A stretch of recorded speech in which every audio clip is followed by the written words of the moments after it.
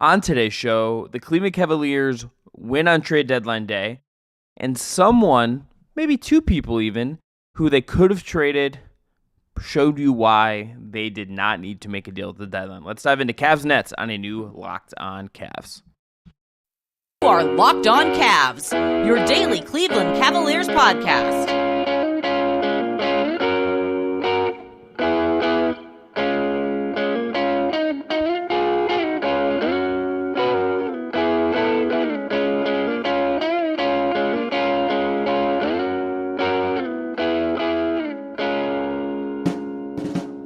Want to tell you too that we do have a live streamed episode up right now on YouTube or wherever you're listening to this right now. Evan and I did a 30-minute reaction to the deadline in full that you can go check out in your feeds right now. We'll talk about the deadline, I think, more in context of this game, and that is coming. But I am Chris Manning. That is Evan Dammarell. Jake Stevens is back producing after taking off the live show and listening. But actually, I can't even say he took it off because Jake, because he's a real pro, was texting our group text, helping us make little adjustments to the audio in real time. Jake. Pro's pro, Mr. Marrier, and probably double dutying as a security bouncer, so. I'm going to be thinking about Jake having to break up fights for a long time. And honestly, Evan, I told you that the other night. I'm not sure if you were that impressed, if I'm being honest. Jake, he's sneaky athletic. He has a white basketball player. Good white basketball player. Like, he is in a love phase all the time for everyone and anything. But if he needs to flip the switch, it's game time for him. All right, Cavs Nets. Cleveland wins 118-95 behind a stout defensive effort. And Evan, that's where I think we have to start here. They come out of the third out of the half on a 21-0 run. The defense was absolutely on point. 13 blocks, I believe, as a team is season high in blocks for the Cleveland Cavaliers. The Nets offense just never had a shot in this one. And as much as I think we have talked about the offense for this group and how the offense resurgence and figuring stuff out and the evolution has done a lot for this team, there is a really compelling story to me you could tell about how the Cavs defense getting back to an elite level is just as important, dare I say, maybe even more important than where the offense has gotten to over the last several weeks. Yeah, so this game was interesting. So in the first half, they were double checking the score here. The Cavs are up 59-51, but like a lot of like going back and forth. And I was honestly surprised, considering that the Nets didn't have Dorian Finney-Smith in this one. They had just traded Royce O'Neal, Spencer Dinwiddie as well. All the new faces they had gotten obviously weren't available yet. And Brooklyn really came out and gave the Cavs as much as they could. It was very similar to the game the night before against Washington, where it felt like the Cavs maybe were a bit like a cat playing with their food, waiting for the opportunity to kind of put this game away. And there's some sameness in that regard, where in the first half, Cleveland like really just kind of kept Brooklyn in arm's length away, but there's still a chance. But then, like you said, they open up the second half on a 21-0 run, and they just really turned up the defensive screws quite a bit. And I'm pulling up the Cavs stats page right now. The season high 13 blocks, I think, really does crystallize like how good Cleveland was defensively, just because they were protecting the paint, they're walling them off, and it wasn't just like the usual suspects getting these deflections at the rim. Like, sure, Evan Mobley had 2, Jared Allen had 2, but it was a combination of Donovan Mitchell and Isaac Okoro that led the team in blocks tonight against Brooklyn. So it was a total team effort, and it is just translating to how this team plays, where their defense kind of sets the tone for them to get out on offense and play faster. But yeah, this was a game where if you want to be a big boy in the Eastern Conference, if you want to be like a legitimate team on the NBA level, you can put away a team that you are better than at any moment, and you can flip the switch and then just ride it out till the end. Here, run through who had blocks in this game. Donovan Mitchell, 3, new career high for him. Isaac Okoro with 3. Evan Mobley with 2. Jared Allen with 2. Dean Wade, will get to him, 2. Damian Jones, in 3 minutes, had a block. Just came out and getting blocks. He puts up stats in such a limited time. It's really fascinating. Like, if you just look at the box score, you're like, man, Damian Jones should get minutes, and then You watch him play watch for him 2 play. minutes. You kind of get a better understanding of it. It's also Garbo time, so it's hard to really get a full scope of it. But he does know how to stuff the stat sheet in limited minutes. He is like literally the my player with no VC investment into like 14th man. You're just gonna go absolutely haywire, like shot wise, rebound and assist and block and steal wise, and get as many stats as you can just so you can get more minutes, hopefully. You then go look at the Nets as a team, and you look at where they got their points from. Mikal Bridges was pretty much the only efficient player for them. He had 26 and 10 of 23 from the field, was 5 of 13 from 3. Cam Thomas, who has given the Cavs a lot of fits this year, him and Mitchell have kind of been the dueling scorers in the matchups between Brooklyn and Cleveland, had 17, but it was on 6 of 18 shooting. It was 2 of 4 from 3, so very inefficient inside the rim. Trenton Watford was 5 of 13. No other net was in double figures in this game, which is I think a testament to how just locked in the Cavs defense was. And you look at every single number you could look at, whether it's defensive rating for Cleveland, whether you look at where the Nets shot in this game. There's nothing the Nets did that did well. And I mean to layer that in even more. So the Nets poor offensive rating. Didn't get to the free throw line very much. Didn't shoot well at the rim or in the mid-range. They shot it well enough from 3, which is how I think this game stays a little bit close. Both teams are at about 40% from 3. But the Cavs held them in check despite the Nets doing a really good job, all things considered, not turning the ball over. So this wasn't just like the Nets were sloppy and the Cavs took advantage. You break down this film, you break down how the Cavs defended. It wasn't getting legitimate stops. Like, it wasn't having forced turnovers and rely on that, which is its own. There's a lot of merit to that, but this was getting stop after stop after stop after stop. And that, to me, if you're building a story about where the Cavs are going, that to me is that gets me almost as excited as well, maybe not as much as the way Evan Mobley is playing right now, which we'll get to, but he's that boy good. There's a lot of upside to me in just where this defense is going, and I'm quite excited about that.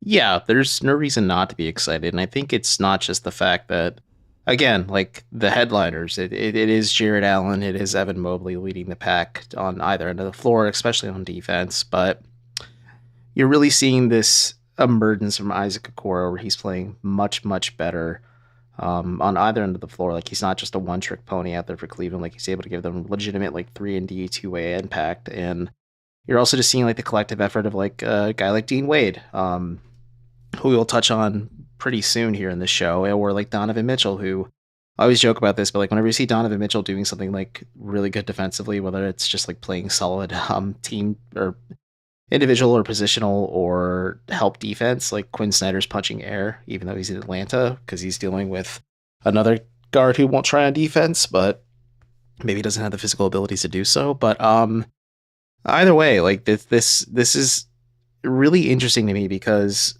for a while, especially when the Cavs started getting really hot offensively, they became much more 3-point dependent and heavy.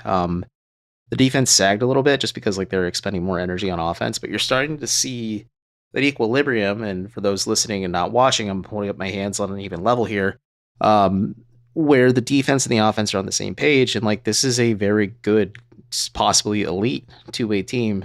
Like, in the last 17, 18 games, they're like number 1 or number 2 in net rating. But either way, like, the defense is meeting the offense, or the offense took a dramatic leap. And it's fun to watch, like, the Cavs just really grind opponents into dust. Like, they haven't had a switch flip like this since LeBron was last in town. I'm not saying, like, on the same level here, it's not championship or bust this year, but, like, there is something different about this Cavs team, at least even compared to last year, of just how good they are on either end of the floor, with the defense dictating everything.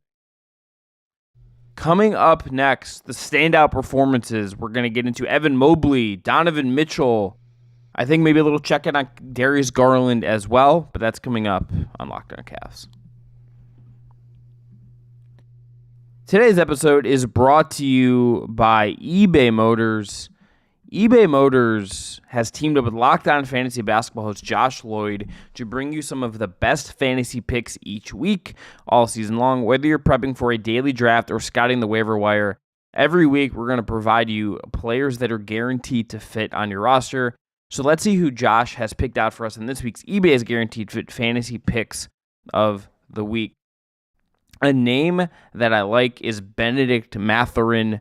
Josh writes that Buddy Hield is now in Philadelphia, so that should now mean more minutes for Mathurin. Another name on his roster I liked is Oscar Thompson. The Pistons overhaul their roster, Josh writes, and we can only hope that Monty Williams will bump Oscar back into a large role. Josh Lloyd from Lockdown Fantasy Basketball is going to help you win your fantasy championship, and eBay Motors knows a championship team is about each player being a perfect fit. That is the same with your vehicle. If you have a personal experience with eBay Motors, you should let us know. We'd love to share it here in the show. But I love my Ford Bronco that I have, and I have a whole list of detailed parts picked out on eBay Motors for my Bronco in case I ever need anything, or I just want to buy the latest accessory that I could want for my Bronco. It's well worth it. With over 122 million parts, your number one ride or die, you can make sure your ride stays running smoothly. Brake kits, LED headlights, roof rack bumpers, whatever your baby needs, eBay Motors has it. And with eBay's Guaranteed Fit, it's guaranteed to fit your ride the first time, every time, or your money back. Plus, at these prices, you're burning rubber, not cash. Keep your ride or die alive at ebaymotors.com. eBay Guaranteed Fit is only available to U.S. customers, eligible items only, and exclusions apply. Back here, let's get into standout performances. Evan, who from this game to you is the person whose performances are going to stick with you the most as we go forward here? So, other than Dean Wade, I think Darius Garland played very well in this game, even though he did go 0-3 from 3. He had 14.7 assists in about 28-ish minutes of action. Only 2 fouls, a steal, 2 turnovers. Like, I think the assist to turnover ratio is like the more important thing here, but you're starting to see slowly but surely Darius Garland is finding a bit of his groove again. And I think people who are saying that Darius Garland should come off the bench or the Cavs should have entertained trading him and just leaving him Donovan Mitchell and Evan Mobley, who clicked a little bit faster than Garland did, are probably going to end up eating crow just because like he does have a lot more physical limitations and hurdles he had to clear compared to Mobley. And I just think we're starting to see him find a bit of his groove again, especially like with this new offensive system. Sure, you wish he was taking more threes, but it's also limited minutes, so we don't have a full scope of what was going on. Plus, the Cavs are beating the bricks off the Nets at one point, so like there is a moment when the Cavs do take the foot off the gas. Yes.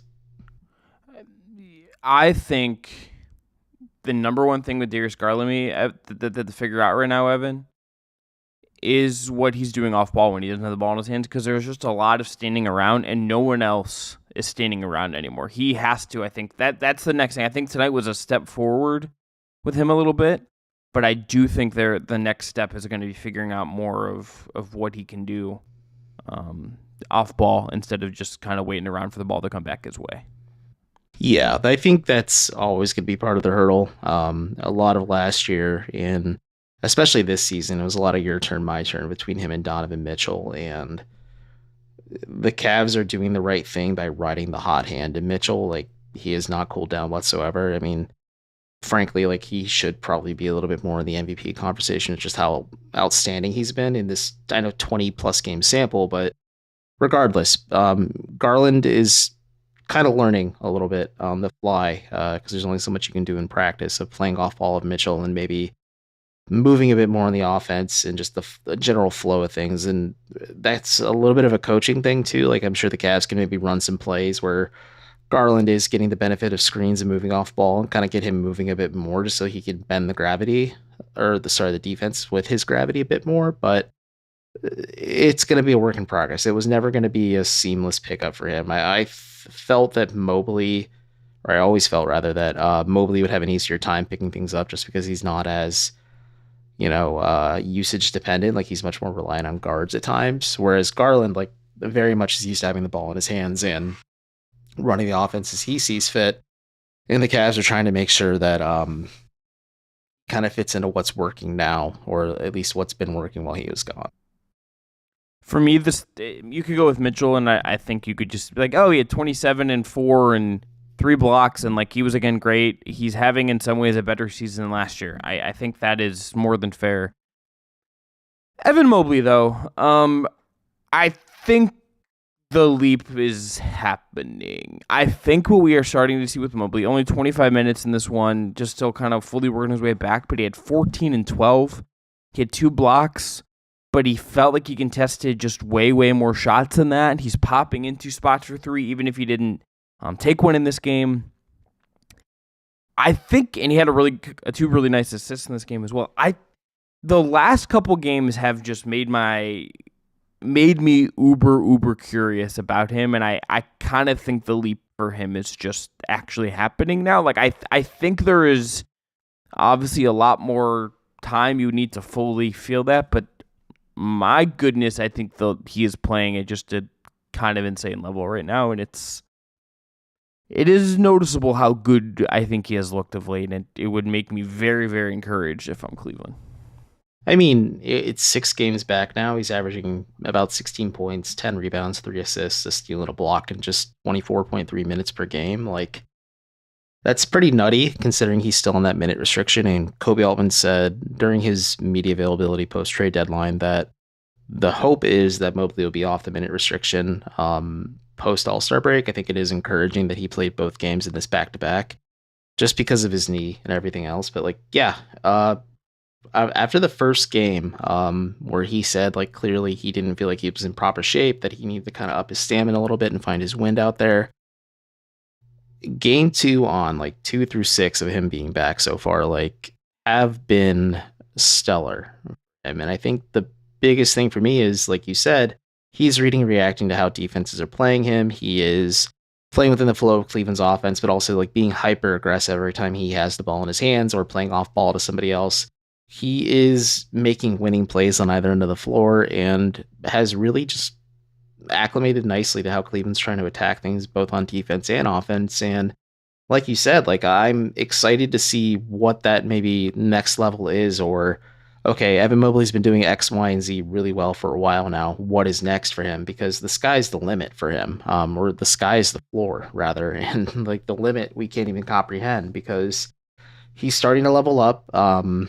Again, John Michael noted this during the Wizards game that he worked like tirelessly on his 3-point shot, and against this game against the Nets, like you said, he didn't attempt a single one, but like was pulling defenses, or Brooklyn's defense rather, out of the paint and just kind of finding easier opportunities to kick to somebody else, or like defenses were collapsing and really reacting to him because it's on the scouting report that he can hurt you from 3 at times too now. So Mobley is he's pretty freaking good.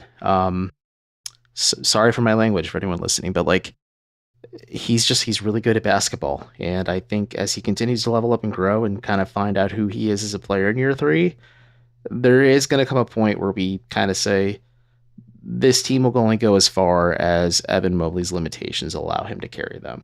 Last thing on him. I'm almost wondering if there was something with the knee that was wrong for longer than we knew before he got surgery, with how fresh he looks since he got back. Well, the added rest certainly helps, but the way he attacked the recovery is interesting to me because it was like 2 or 3 or 4 days removed from the arthroscopic procedure, and he wasn't on like standard crutches. Like he was able to put pressure on his left leg with the assistance of a crutch while walking. And then JB Bickerstaff's just like, okay, as soon as like he was told what he had to do, he would attack it relentlessly because he wanted to heal as quickly as possible. And maybe he does have that like Wolverine super healing factor or something like that, or maybe his bones aren't made. Maybe during the procedure they injected adamantium into his skeleton. Maybe that's what the procedure was. But either way, or is it vibranium? Either way,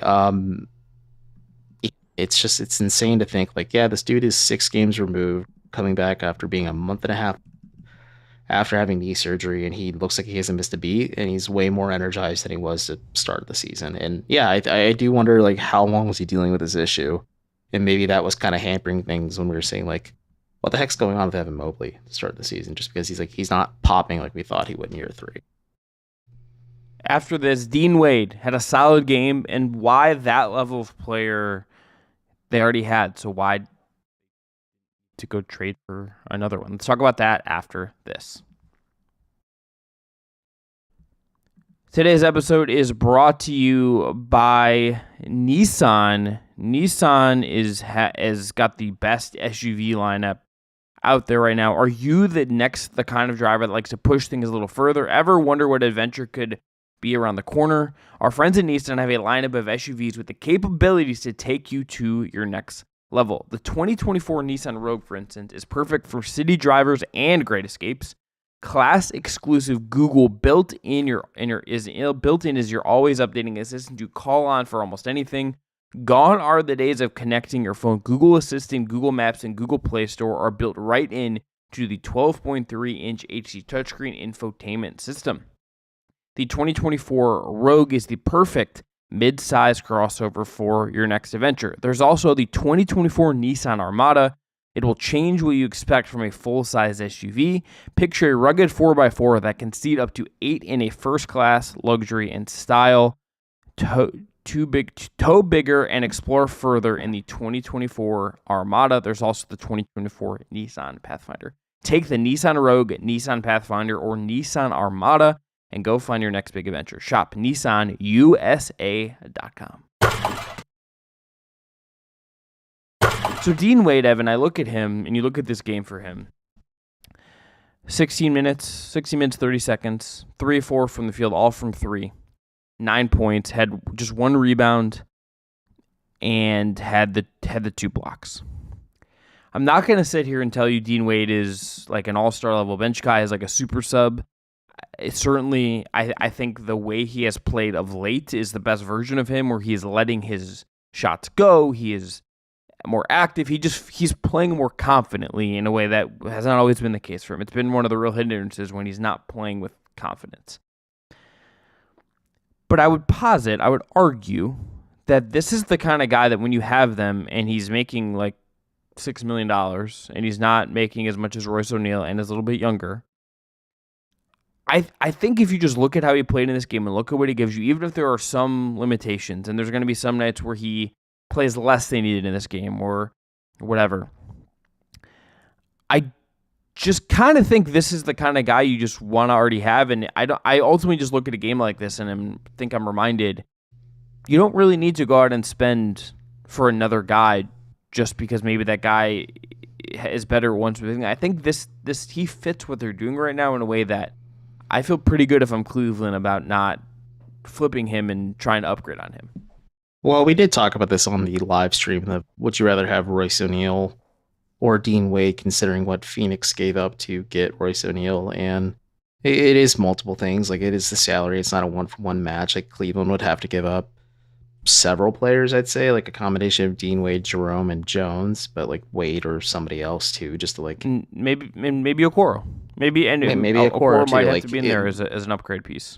Yeah, like the Cavs don't have the assets, but Kobe Allen did stress this during his post-deadline media availability. Like, they really need to lean on and utilize the charge a lot more to develop in-house support pieces, whether it's Lamar Stevens of the past, or Craig Porter Jr. currently on a 2-way, or Sam Merrill with the Charge last year, who really worked his way up the ranks after being the first overall pick in the G League draft. Or I think the biggest success story for them, at least in this more recent Cavs era, is Dean Wade, where he has become a very seamless fit for them. And like, we talk about how we wish he took more 3-pointers. I think that'll always be my biggest knock against Wade, is sometimes he's wide open and he sometimes passes up open looks. And he's admitted in the past that his coaches and teammates like don't yell at him about it, but tell him like, hey, you need to be taking those shots if you're open. But it's different saying one thing and then actually executing it in a high pressure situation. But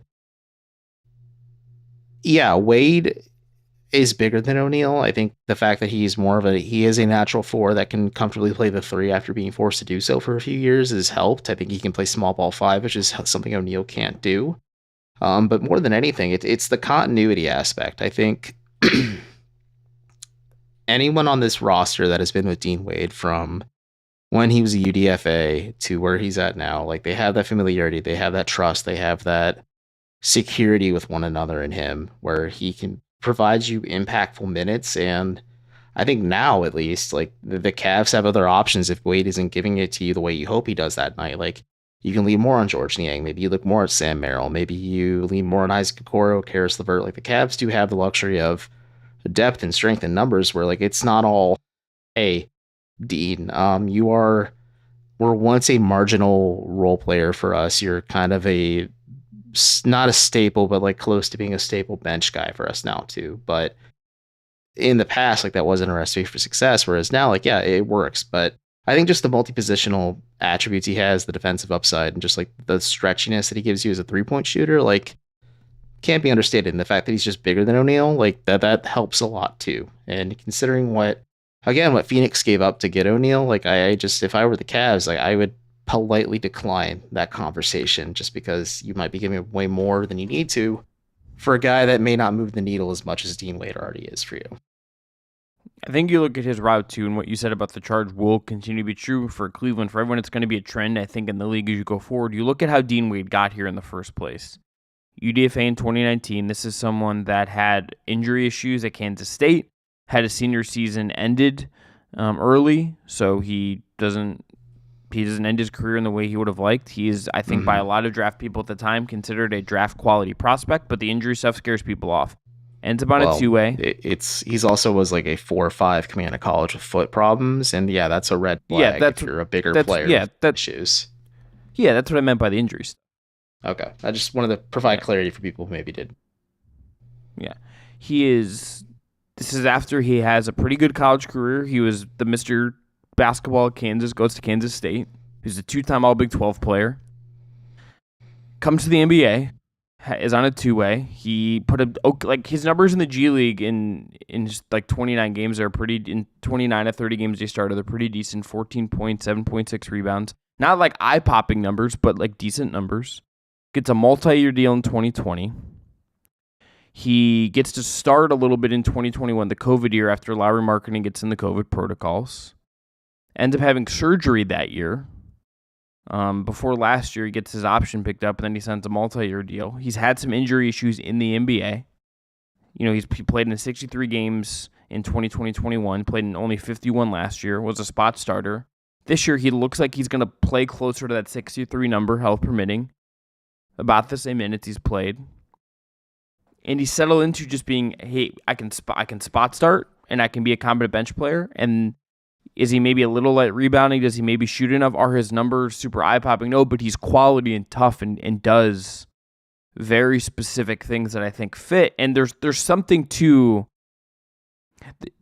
This is maybe more of an off-season dive for us, Evan, but I think there is a way to look at the kind of guys that the Cavs have signed in the Kobe Altman era, whether it's Dean Wade, Craig Porter, and like trying to see if there are through lines of characteristics that they go for in a row, but not just like what they say they are, because often those are buzzwords that don't mean anything. But if there's something in like they're getting, and Amani Bates is, I think, kind of the outlier to that in a lot of ways, but there's something in Dean Wade that is a template, I think, for what they have gone for. But he getting a guy that you got as a UDFA and on a two-way that becomes a rotation player for you 5-6 years down the road on a really affordable contract, that's a development win no matter how you spin it.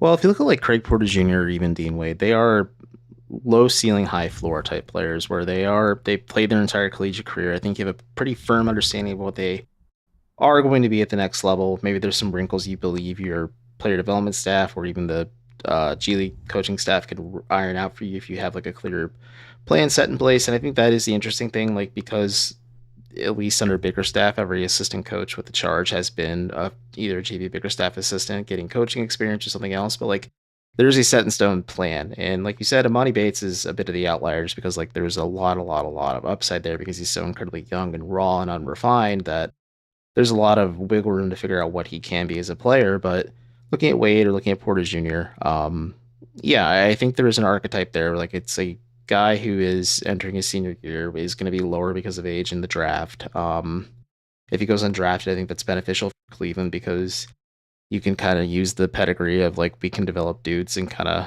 keep fleshing out our system and program at that. And I think there is a path for that. But to jump back to Wade, like we talked about this last season, ever since he had that shoulder surgery, it felt like any semblance of confidence he had was sapped as soon as he had that injury. And then he came back from surgery and like it looked like he was a shell of himself out there.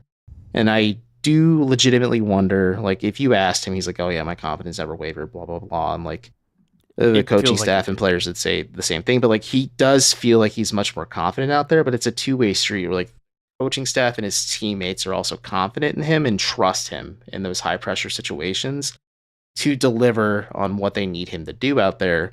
And winning helps a lot. I think his shot falling a little bit more consistently helps a lot more too, but you can tell Wade's confidence is back. And I think that's the biggest thing is like, as long as he's feeling comfortable in his body physically, and he's also trusting his game mentally, like he will give you what you need from him if you're the Cavs. It feels like something mentally unlocked for him, to me. It or really like the does. roadblocks he was dealing with last year are in the rear view, and he's not letting that deter him, even if they sometimes flare up, because everyone's human. Let's end there. I'm Chris Manning. That is Evan Dammarell. We'll be back on Monday with more Locked on Cavs. Cleveland does play on Saturday against Toronto, so we'll talk about that game, I'm sure, and get you ready for the last week ahead before the All-Star break. We've got Cavs Raptors Saturday, Cavs Sixers in Cleveland on Monday, and then on Valentine's Day, Cavs Bulls, where Andre Drummond is back in Cleveland after not being traded by the Bulls times. All right, we'll talk on Monday. Thanks again to Jake Stevens, as always. Check out our live stream episode that you can listen to the replay of or watch the replay of right now if you want our full trade deadline thoughts. And check out all of the great Locked On shows, including Locked On Fantasy Basketball, where they covered the deadline, and every team show covering all of the moves and the moves that didn't happen across the league. Until next time, I'm Chris. That's Evan. Enjoy your week.